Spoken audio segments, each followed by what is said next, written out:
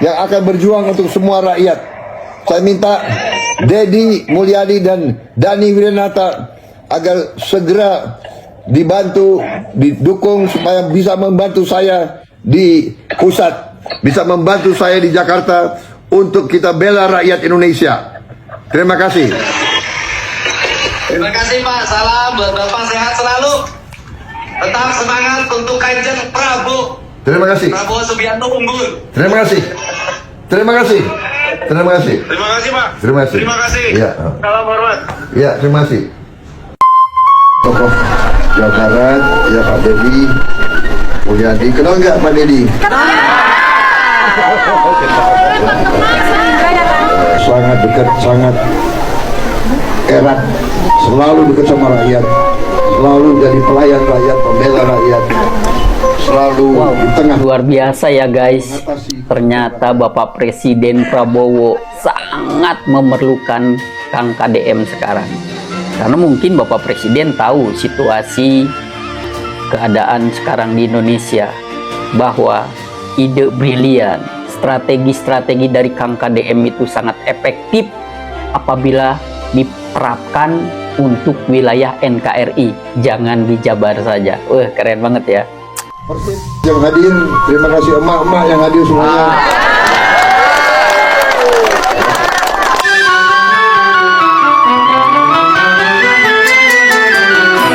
Betapa besar karunia Tuhan kepada kita. Yang sebagai contoh, di Jawa Barat ya, kita terima hujan kan banyak sekali. Betul, Pak.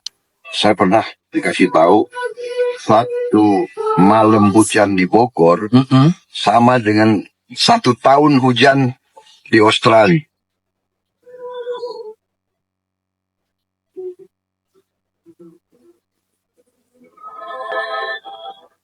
Satu malam hujan di Bogor sama dengan 1 tahun hujan di Australia. Bayangkan betapa luar biasa karunia ini ya. Tapi kadang-kadang karena banyaknya, kita kadang-kadang membiarkan air itu, ya kan? Karena terlalu subur. Terlalu subur. Akhirnya air itu bisa jadi bencana, banjir dan sebagainya. Nah ini kita harus olah. Nanti anak-anak muda harus berpikir bagaimana di tiap daerah, tiap desa, tiap kecamatan, kita harus ada embung-embung, kita harus ada cadangan lubang-lubang, reservoir, waduk. Ya, kita ini harus. Kalau saya lihat nih guys, selain Kang KDM ini waktu mencalonkan menjadi Jabar 1 atau Gubernur Jabar, beliau diusung oleh Partai Gerindra, yaitu tiada lain ketumnya adalah Bapak Prabowo. Wah, selain itu juga kita lihat Kang KDM ini, Kang Deddy Mulyadi ini luar biasa memiliki hubungan emosional yang baik dengan Bapak Prabowo. Kalau saya sih jadi kepikiran nih guys, gimana sih kalau Pak Prabowo gimana sih kalau Kang KDM atau Kang Deddy menjadi wakil presiden atau menjadi partnernya Pak Prabowo untuk mengelola Indonesia? Wah, seru banget nih kayaknya nih. Karena kenapa guys? Kang KDM ini adalah sosok pemimpin daerah yang dimana kalau menurut saya Kang KDM ini sangat berjasa bagi negara ini. Kenapa? Di sisi lain, saat ini dewasa ini, masyarakat ini udah makin melemah terjadinya trust, atau makin melemah terjadinya sebuah hubungan kepercayaan masyarakat kepada pemerintah. Karena kenapa? Banyak sekali oknum-oknum pejabat yang terang-terangan, dari mulai koruptor, pengkhianatan, intinya yang merugikan rakyat. Maka makin kesini rakyat makin melemah nilai kepercayaannya kepada pemerintah. Tapi kalau saya lihat dengan adanya sosok Kang KDM ini, Kang Deddy Mulyadi, justru Kang Deddy ini sangat berjasa kepada negara. Karena akan memulihkan, akan membangkitkan kepercayaan masyarakat lagi kepada pemerintah. Walaupun saat ini pemerintah kecil di level provinsi, khususnya Jawa Barat ya, paling tidak masyarakat akan menilai, oh ternyata ada sosok pemimpin yang real, yang nyata kerja, yang tidak ada tipu-tipu, yang tidak ada intrik dan trik, apalagi yang berbau oligarki, apalagi yang berbau kepentingan keluarga dan pribadi. Nah, dengan sosok Kang Deddy ini, tanpa disadari masyarakat itu udah mulai bangkit lagi kepercayaannya. Makanya wajar. Makanya banyak sekali nih guys, masyarakat dari berbagai pelosok Indonesia mengharapkan Kang KDM ini atau Kang Deddy Mulyadi menjadi RI 1. Paling tidak saat ini menjadi partnernya Bapak Prabowo jadi wakil presiden deh. Keren banget. Apalagi beliau Pak Prabowo udah dengan tegas meminta Kang KDM cepat berangkat ke pusat, cepat kerjanya di pusat. Kalau sekarang kan levelnya provinsi ya, menjadi gubernur Jabar. Nah, Pak Prabowo minta Kang KDM lebih baik ke pusat. Kalau bilang ke pusat, berarti Kang KDM itu tiada lain tiada bukan masuk menjadi di kabinetnya, menjadi menteri. Karena di pemerintahan pusat itu urutannya dari presiden, wakil, dan menteri. Dari menteri lah ke situ banyak jajarannya gitu kan, seperti itu guys. Keren ya. Kita lihat lagi. Prabowo tidak pernah primordial. Di mana letak tidak pernah primordialnya? Dia tidak pernah berkata, saya orang Jawa. Dia selalu berkata, aku adalah Indonesia. Saya katakan sekali lagi, aku adalah Indonesia. Berulang-ulang dia berkata, aku adalah Indonesia. Artinya apa? Dia tidak mengembangkan politik identitas. Politik identitas itu ada dua. Satu, politik beridentitaskan suku. Dua, politik beridentitaskan agama. Dia tidak menggunakan narasi identitas kesukuan sebagai bargain politiknya, sebagai latar belakang politiknya, tapi justru dia memproklamirkan diri sebagai Indonesia. Tetapi saya katakan, dari sisi tradisi, Prabowo lebih Jawa dibanding Jawa. Dari mana letaknya? Lihat di mejanya, pasti ada potongan bunga melati. Lihat arsitektur bangunannya, penuh dengan ukiran. Lihat di sudut-sudutnya, penuh dengan lukisan. Lihat pendopoknya, itu pendopo yang terbaik di antara pejabat Indonesia.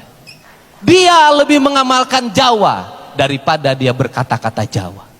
Dia bukan hanya seorang Jawa, dia adalah seorang pecinta sejarah. Kalau hari ini Oke guys, assalamualaikum warahmatullahi wabarakatuh. Jumpa lagi bersama saya Adam Jeep, hanya di Adam Jeep Channel.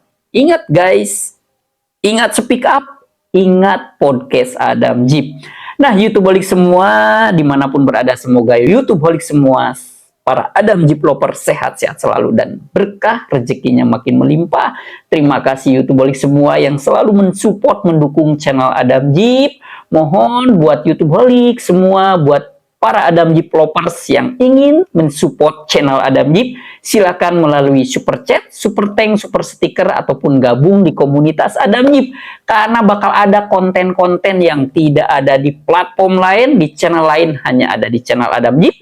Dan Adam Jeep khususkan buat para YouTubeholik semua yang bergabung di komunitas atau grup Adam Jeep ya.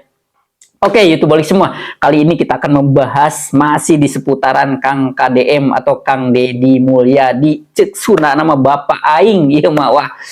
Saya luar biasa.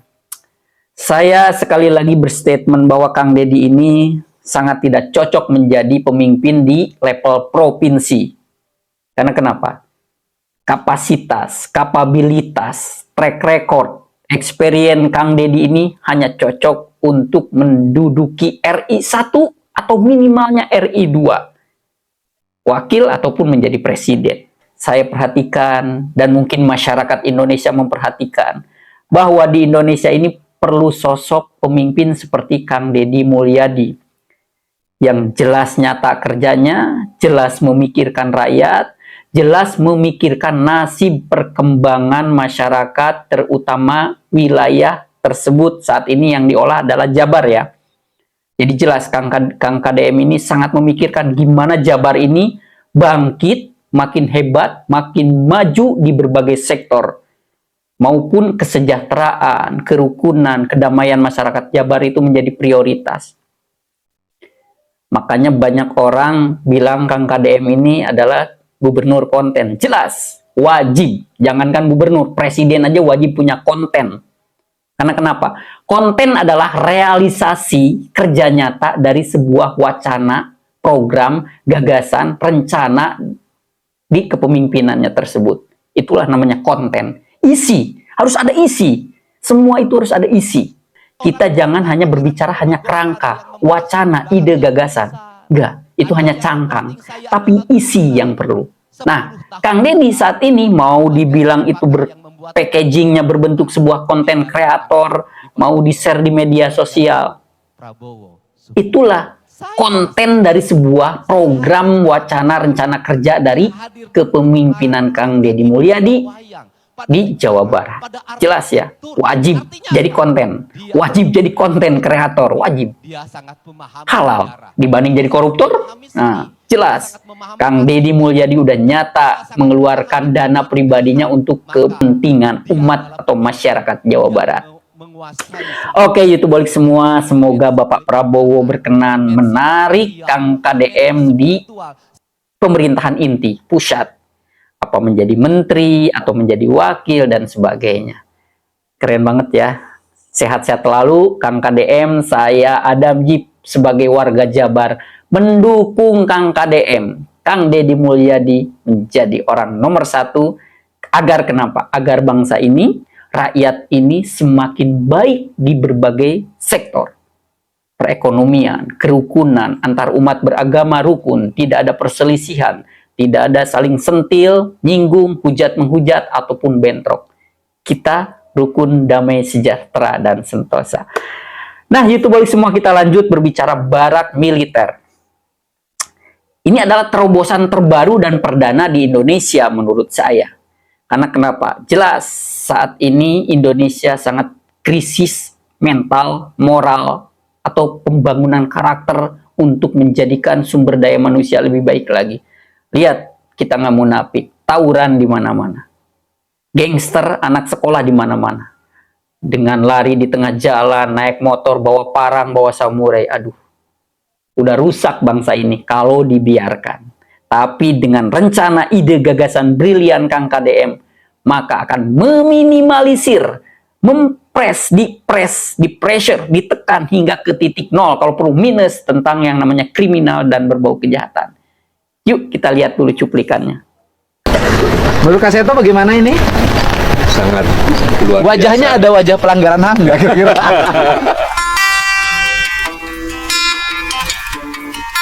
Nah, di Bapak nih orang Kanwil HAM, ada nggak hak-hak yang terlanggar sebagai? Ada Pak, tadi kami sudah dialog dengan mereka. Malah mereka diberikan hak-haknya. Ya. Kewajiban pendidikan malah Malah diberikan. dapat hadiah-hadiah tadi. Iya.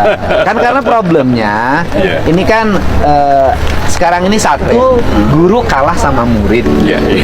dua orang tua kalah sama anak, ya kan? Di jalan juga petugas kalah sama mereka, karena petugasnya kalau keras jadi masalah. Ini kan hal terjadi seperti ini karena semua orang ragu bertindak, takut salah. Nah, kalau saya ditakdirkan untuk tidak pernah ragu, Asal semuanya demi kepentingan itu kan terbaik. nggak ada masalah gitu loh. Berdiri. Beri hormat sama Kak Seto. Pimpin salah satu. Siap dulu. Siapkan dulu. Runya, siap, gerak. Hormat! Gerak!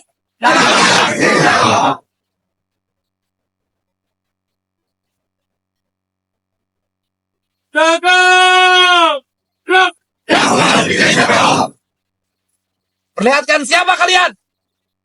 Kami. Ayo, mau. Ya, maju. Musik siapa? Mana leader? Leader tadi leader. Mau.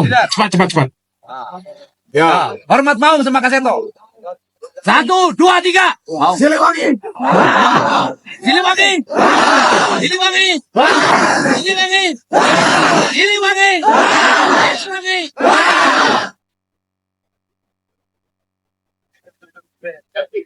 kasih ya. Mereka pujar-pujar. Semangat. Ya. Kayak Indonesia itu pendidikannya sekarang tuh sebenarnya sudah harus seperti ini semuanya. Jadi sudah harus di camp, Wah. harus ada pelatih disiplin. Luar Kalau dulu biasa. pas mode sekarang lingkungan sudah berat. Ya. Ya. Lingkungan rumah sudah berat. di jalanan mereka berat, di sekolah mereka berat. Iya. Jadi memang caranya harus masukin barak. Semua sekolah harus masuk barak ke depan. Karena begini Kak, kan selama ini yang masuk barak dengan boarding school itu kan orang-orang kaya. Iya. Orang-orang kaya, orang menengah ekonominya ke bawah, nggak dapat lagi pendidikan hebat hari ini. Iya. Dapatnya residu. Jadi bagian dari pendidikan hebat. Siap. Luar Terima kasih. biasa. Ini Pak Sekda Pak. Ini Kadis Kesehatan. Iya. Bu. Ya, Bu. Terima kasih Kak. Iya. Terima kasih Siap. banget Nun. Siap. Ini kalau menurut saya guys, tentang adanya penggojlokan di barak militer ini adalah ide sangat brilian.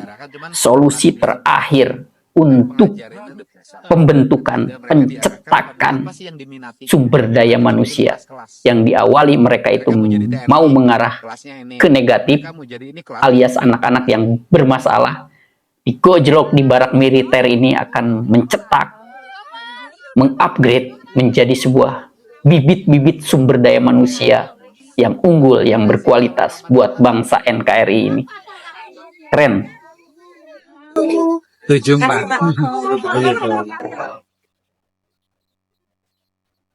Masih cukup Kak? Iya, cukup. Nanti mungkin saya melihat beberapa kegiatan apa yang Boleh? mereka lakukan nanti. Boleh. Iya. Boleh. Tapi dari Saya tuh nanti ngisi di sini deh. siap. Nanti baik. langsung wawancara mereka secara langsung. Iya. Silahkan. Iya, saya kira udah. Pertanyaan Luar cuma biasa. satu dari mereka semua. Bagaimana caranya tetap jadi kakak walaupun sudah jadi kakek? Bapak dengan saya usia selisih 30 tahun. kalau Nah, nggak iya Bapak udah jadi kaseto, saya masih SD Pak. Pokoknya zaman itu zaman Pak Harto tuh dua tokoh favorit. Ya kan Patino Sidin sama Kaseto. Jadi kita ini hidup yang pada masa yang indah Pak. Iya, Karena iya. kita bisa menikmati sebagai anak-anak dengan baik. Iya. Yang sekarang tuh nggak indah. Iya, Tidak bisa iya, menikmati suasana anak-anak dengan baik. Dunianya sudah materialisme penuh racun. Iya. Dulu murni Pak. Iya. Gambar, di TV-nya cerdas cermat. Makanya sekarang hadir Kang Dedi. Ada KDM, ada KSM.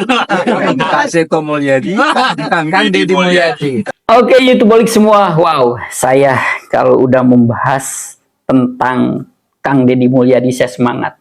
Karena kenapa?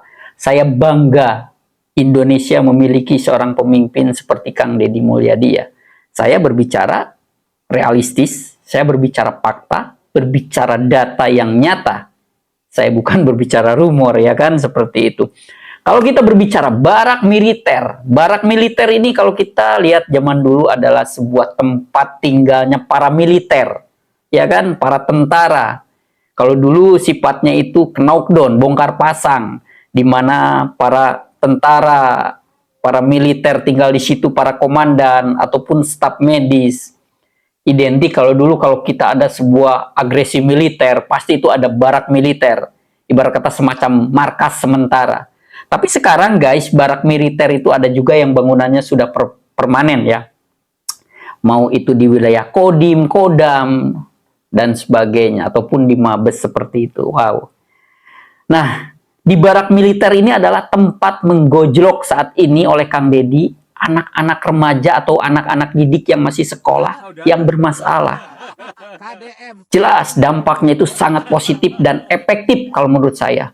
Meminimalisir, menekan hingga ke titik nol tentang menjamurnya tawuran sekolah.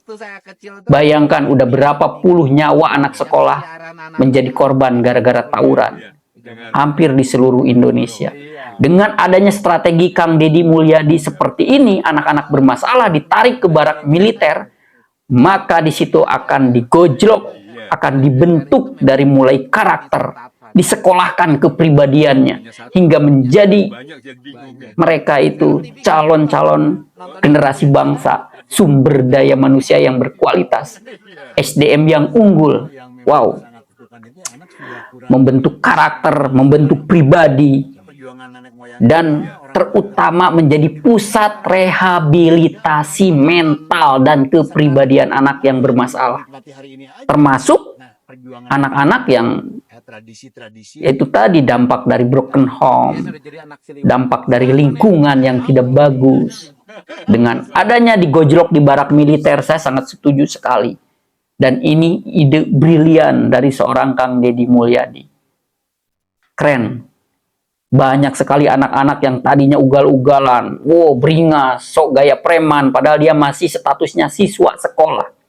Mau SMP kah, mau SMA kah. Setelah digojlok di barak militer, dengan sistem militer yang sangat disiplin, mereka di situ akan di-upgrade. Mereka akan di-brainwash. Dari mulai mindsetnya, kerangka berpikirnya. Sama dengan mereka itu disekolahkan secara kepribadian. Jadi sekolah kepribadian, pembentukan karakter yang baik.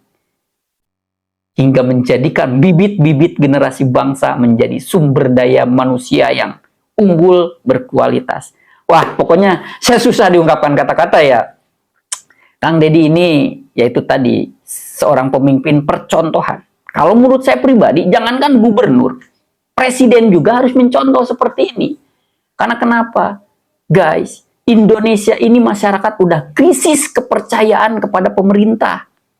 Dengan adanya korupsi yang merajalela, dengan adanya pemimpin yang mengkhianati rakyat. Setelah dia menjabat, dia malah kolaborasi dengan oligarkinya, dengan tim suksesnya, menikmati, membebaskan semua hingga kekayaannya tanpa batas. Rakyat dicampakkan, rakyat ditinggalkan. Itulah titik terendah, itulah titik terparah di mana rakyat udah mulai krisis kepercayaan kepada pemerintah. Tapi saya lagi-lagi bilang, dengan adanya Kang Deddy Mulyadi ini, maka rakyat akan membangun trust kembali. Rakyat akan tumbuh kembali kepercayaan kepada pemerintah. Emang tidak semua, saya tegaskan ya, tidak semua pejabat, pemerintah, pemimpin yang mengkhianati rakyat. Tapi, kalau posisinya udah mendekati mayoritas, itu udah ngeri. Karena mayoritas itu akan menutupi noda sekecil apapun.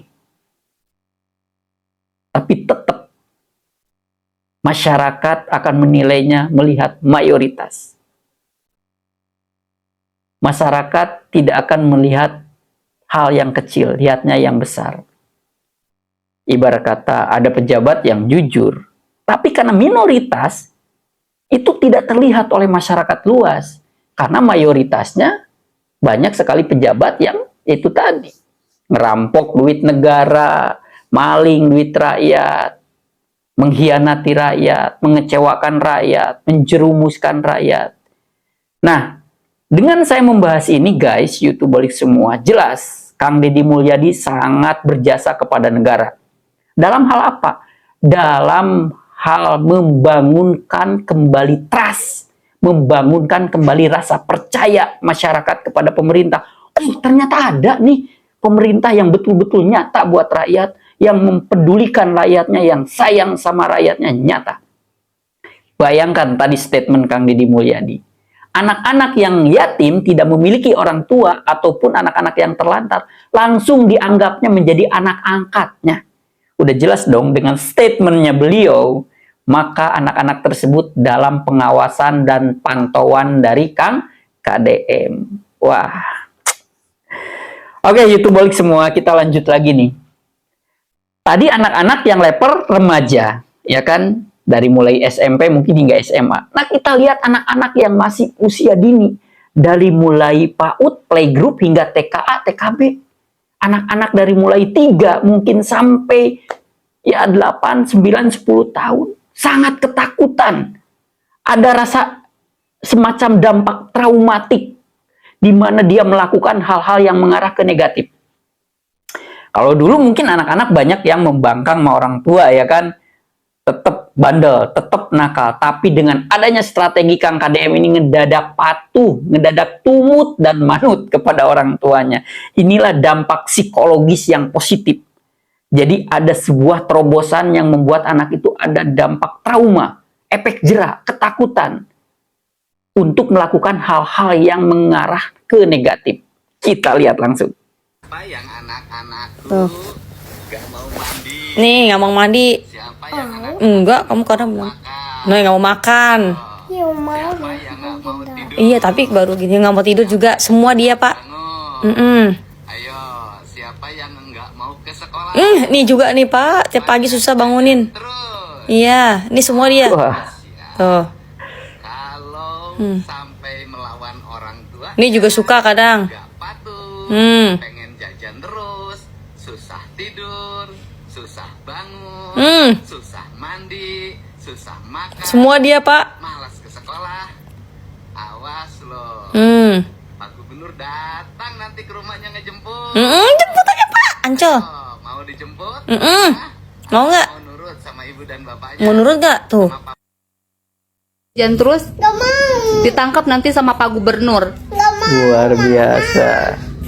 Ya makanya jangan jalan-jalan terus ya. Iya. Mau ditangkap sama Pak Dedi? Ayo, siapa yang anak-anakku? Jangan. Aku takut. Aku takut, Mami. Takut apa? Takut ini. Takut apa? Takut apa? Takut ini. Ini apa? Pak, ini. Siapa yang jajan terus? Tarlen, Pak. Tarlen. Jangan. Mami, jangan. Kamu takut itu, Pak Dedi? Jangan. Ku takut. Jangan.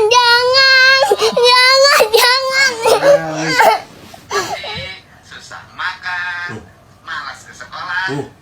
Awas loh, Pak Gubernur datang nanti ke rumahnya ngejemput. Jangan, Pak Dedi, jangan. Malah nangis. Kalau menurut saya, ini ide Kang KDM terobosannya brilian, mantap, jenius. Oh, siapa yang anak-anakku nggak mau mandi? Si Zio sama si Raja. Anak-anakku nggak mau makan. Nih, si Zio nih, Pak, nih yang nggak mau makan. Siapa yang mau tidur? Siapa yang susah bangun? Makanya kalau disuruh makan, makan ya. Yang nggak mau ke sekolah? Kalau disuruh makan, makan ya. Siapa yang jajan terus? Kalau disuruh tidur, tidur ya. Awas ya, kalau sampai melawan orang tuanya. Tuh, nggak boleh melawan patuh, Mami sama Abi. pengen jajan terus, susah tidur, susah bangun, susah mandi, susah makan, malas ke sekolah. Awas loh, Pak Gubernur datang nanti ke rumahnya ngejemput. Tuh, jemput aja Pak Gubernur. Oh, mau dijemput ke rumah? Mau. Si Raja sama Gio. Dan mamanya. Ayo, coba. Saya mau lihat Pak Dedi di HP. Wow, luar biasa ya. Telepon Pak Dedi ya sama tentara ya. Hah? Sok simpan itunya. Mau ditelepon Pak Dedi. Ini Pak Dedi ada bocil ini nih Pak Dedi. Aku nggak mau HP. Pak Dedi nih udah mau jam 9 belum tidur. Kemana? Kemana? Mau tidur? Kenapa kakak takut nggak? Takut. Kakak mau nurut nggak? Nggak mau nurut. Tablet kakak pakai main game Pak Dedi ya. Oke guys, kita lihat tadi. Aduh, lagi-lagi nih ide-ide Kang Deddy Mulyadi, terobosan, program kerjanya, cara membangun Jabar, cara membangun, mengelola Jawa Barat, cara membentuk karakter kepribadian masyarakat Jawa Barat itu udah keren banget. Saya susah mengungkapkan dengan kata-katanya. Bayangkan loh, anak-anak kita lihat di video tadi, dari mulai 2 tahun hingga anak-anak mungkin kelas 4, kelas 5, kelas 6 SD. Ada secara psikologis itu mereka titik rasa takut, rasa trauma, emang harus ada. Saya bukan seorang psikolog anak, tapi menurut psikologis, dikala anak bandel, anak nakal, nggak bisa diatur, mereka harus ada kartu matinya. Harus ada titik lemahnya, di mana dia akan merasa ketakutan. Di mana dia akan merasakan trauma dengan sesuatu itu. Karena kenapa? Itu adalah senjata orang tua untuk mengarahkan anak. Untuk membimbing anak kepada hal-hal yang positif. Kayak tadi tuh. Yang tadinya doyan jajan, jadi merasa takut doyan jajan. Yang tadinya males mandi, sering telat tidur malam. Dengan adanya kata-kata Kang Deddy Mulyadi tadi, mereka menjadi anak yang manut, takut, ingin merubah, tidak mau melakukan hal-hal itu adalah hal yang sangat brilian. Karena kenapa guys? Secara psikologis, anak-anak apalagi di bawah 10 tahun ini, mereka itu secara psikologis, secara karakter, secara masa kejiwaannya anak-anak, masa-masanya bandel, masa-masanya nakal, masa-masanya susah diatur. Dengan adanya strategi Kang Deddy Mulyadi ini akan makin cepat pembentukan kepribadian unggul dan karakter yang baik untuk anak-anak. Disiplin, mengarahkan kepada hal yang positif. Dikala anak-anak mau melenceng ke hal negatif, cukup ditakut-takutin karena ada rasa trauma dan rasa takut. Inilah hingga anak-anak mau manut, tumut, dan patuh kepada aturan orang tua ataupun gurunya di sekolah. Wow, luar biasa. Keren. Semoga Kang Deddy Mulyadi sehat, panjang umur. Warga Jawa Barat semakin sejahtera, semakin rukun damai, khususnya perekonomian masyarakat di Jawa Barat, lapangan kerja, kebutuhan pokok masyarakat Jawa Barat bisa terpenuhi, bisa stabil, bisa sejahtera dengan gaya strategi kepemimpinan Kang Deddy Mulyadi. Amin ya rabbal alamin.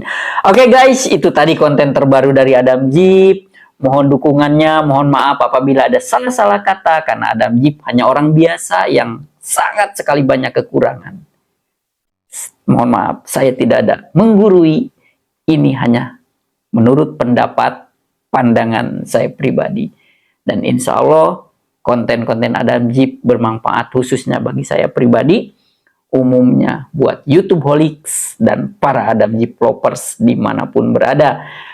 Untuk para Adam Jeep lovers, terima kasih banyak. Sehat-sehat selalu, berkah dan rezekinya melimpah yang selalu mensupport, mendukung channel Adam Jeep. Yang belum mendukung, mohon dengan berkenannya para YouTube holics semua, para Adam Jeep lovers mendukung channel Adam Jeep dengan melalui super chat, super thank, tanda terima kasih, super stiker, ataupun gabung di komunitas Adam Jeep. Tinggal klik gabung. Karena kenapa? Karena bakal banyak sekali konten-konten yang sangat bermanfaat, yang tidak ada di platform manapun atau di konten kreator manapun, hanya ada di Adam Jeep channel. Saatnya Adam Jeep pamit mundur, YouTube balik semua. Sehat-sehat selalu, berkah dan rezekinya makin melimpah. Wassalamualaikum warahmatullahi wabarakatuh.